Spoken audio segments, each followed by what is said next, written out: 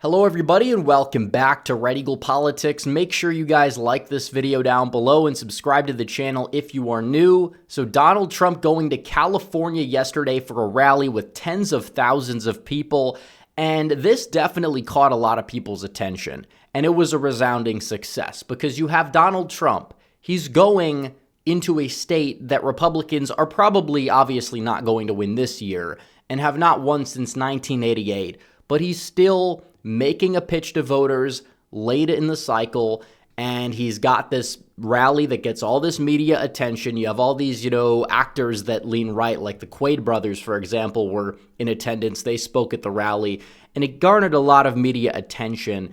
And the main takeaway from this is, why is he doing it? Is it a good thing to do this 50-state strategy? He went to Colorado a couple days before. He is going to be going to Madison Square Garden on October 27th. And I think that people really need to understand that Donald Trump is not just going for the electoral college here. You could talk about House seats, and definitely it will, cause turnout to go up in these blue states among Republican voters, and definitely make those House seats more competitive, or if they are competitive, more likely to go Republican. But I think the main takeaway here is he's going for the popular vote. And this is the last dance for Donald Trump. This is the home stretch ever. We're never going to have another time like this. Donald Trump locking in, a few weeks to go before the election. I think we're down to 23 days or so as it stands today. And that's clearly what he's going for. He's going for the popular vote. And some people are going to say, well, these are rallies that are a waste of time. He should just go for the Big Seven. And I've said he should go for the Big Seven. And he really is. But I think people need to look at this from a different perspective. And I put it into perspective here with this tweet yesterday. And I said, people are mad that Trump is going to California, New York, and Colorado, which, by the way, the Colorado event was important because there are migrant gangs that are causing a lot of havoc in Aurora. And Trump unveiled his Operation Aurora, which is basically his version of the Eisenhower operation to deport illegal aliens in this country. And he's going to start off with the criminals, and he's going to invoke, some old laws that haven't been invoked in a while, just to go out there and make sure that the enforcement can do the job and get these people back to, their countries of origin or whatever.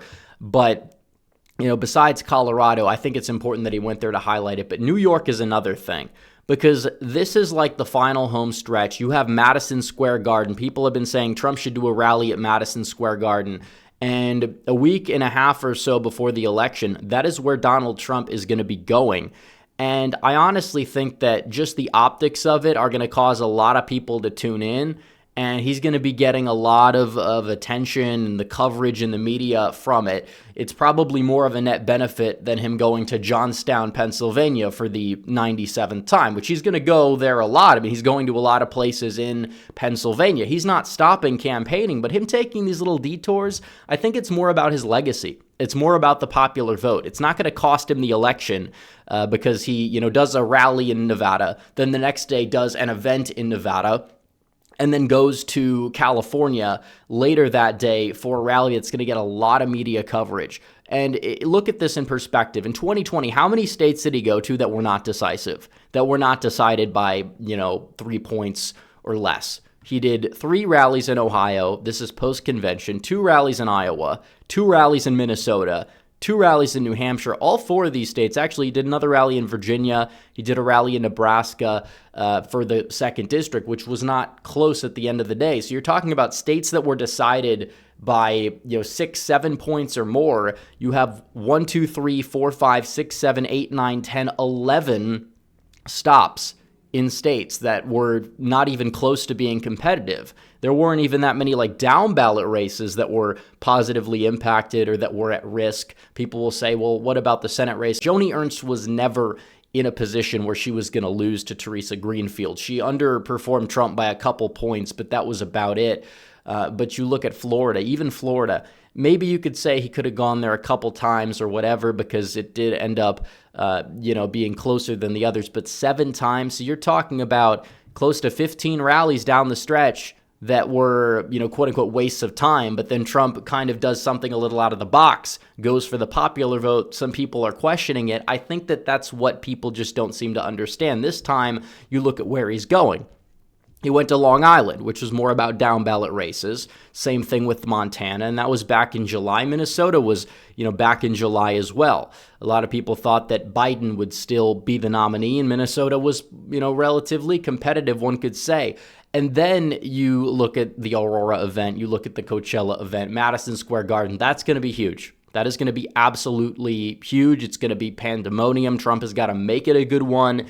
And it's going to get a lot of media coverage and attention, and it's smart, And could this lead to Trump winning the popular vote? Well, I don't think rallies themselves are going to have the biggest impact, but what it does show is that the voters are going to be more engaged in those specific places.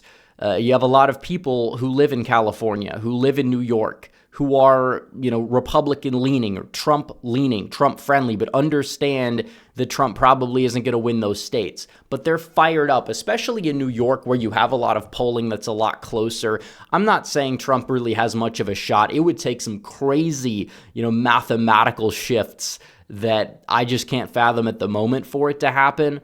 But at the end of the day, it's very possible that New York State could be like under 12 points, which would be absolutely massive in terms of the shifts. And that could lead him to win the popular vote. And when you look at the polls, Kamala Harris's lead is only 1.7% nationally. That is not good enough to win the Electoral College, for the record. And Biden led by double digits at this point in 2020, only took the popular vote by 4.5. And I'm not, going to sit here and say, well, add 6 points to the Harris total or to give it to Trump on net, for example. I'm not saying that. But what I am saying is typically both election cycles, the polls at this point overestimated the Democrats. And there is maybe a little bit less room because there's less undecideds this time around. But one thing we do know is that Harris's, relative ceiling in the aggregate is probably somewhere around like 49%. Trump is polled at 48%. It's very possible just a slight miss, and given how Trump is somebody who does really well down the stretch and the fact that he has more to offer these undecided voters who clearly are not happy with the state of affairs in the Biden-Harris administration as things stand today, he is kind of somebody that could coalesce those voters.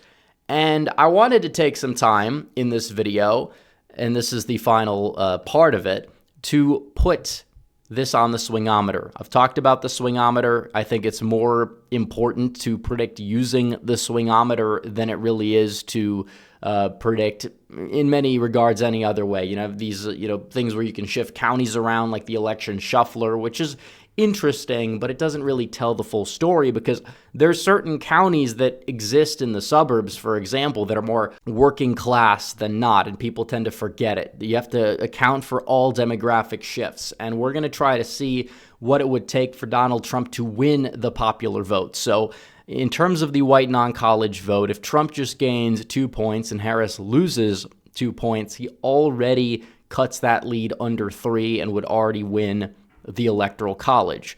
In terms of the black vote, I think you're going to see turnout drop to like the 11% range in terms of the makeup of the electorate, and we're probably going to see the Hispanic electorate increase and the other part of the electorate increase. The electorate will look something like this percentage-wise, and if Harris is really only getting like 85% of the black vote and Trump goes up and gets 13%, well, you're already talking about the popular vote being under 2.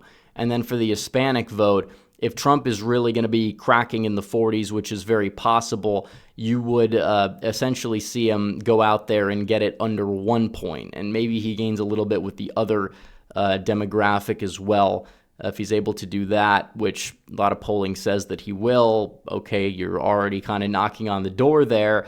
So in terms of the Hispanic vote, he maybe has to do a little bit better than what we have it at now, get around 43%, 44%, somewhere in that ballpark. Donald Trump he's so close to winning that popular vote. We'll see. We'll adjust that total a little bit there. Maybe he does hold his own with white college grads. Maybe we'll give Harris a little bit of more of a drop among the white non-college vote, Donald Trump would go out there and he can win the popular vote. It's very possible. And this would mean California goes from like a 28-point win, 29-point win to like a 23-point win.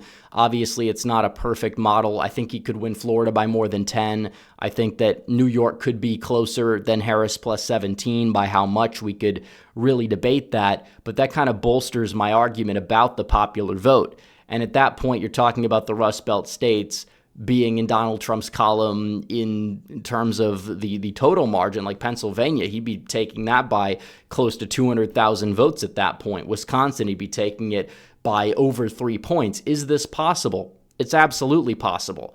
We could debate some of the margins here and there, but it's very possible Trump could win the popular vote.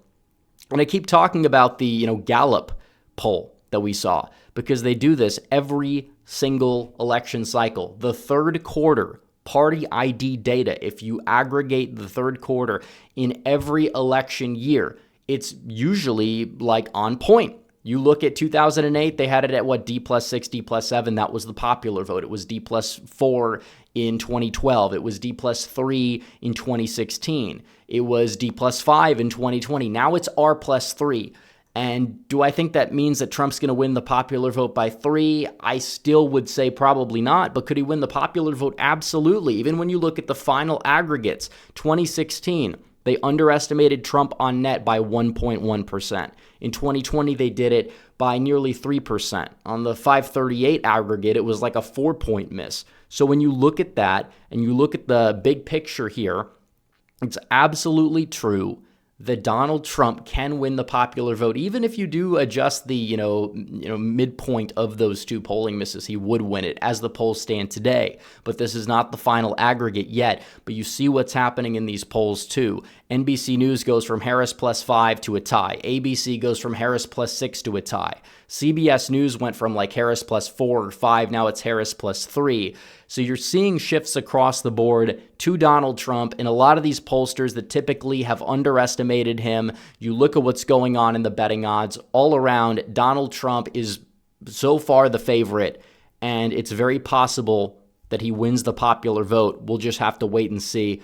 But anyways, guys, thanks for watching this video. Like this video down below, comment down below, subscribe to the channel, hit the bell for notifications so you never miss another video. Follow me on social media. The links are all in the description down below, and I will see you guys in the next one. Red Eagle, out.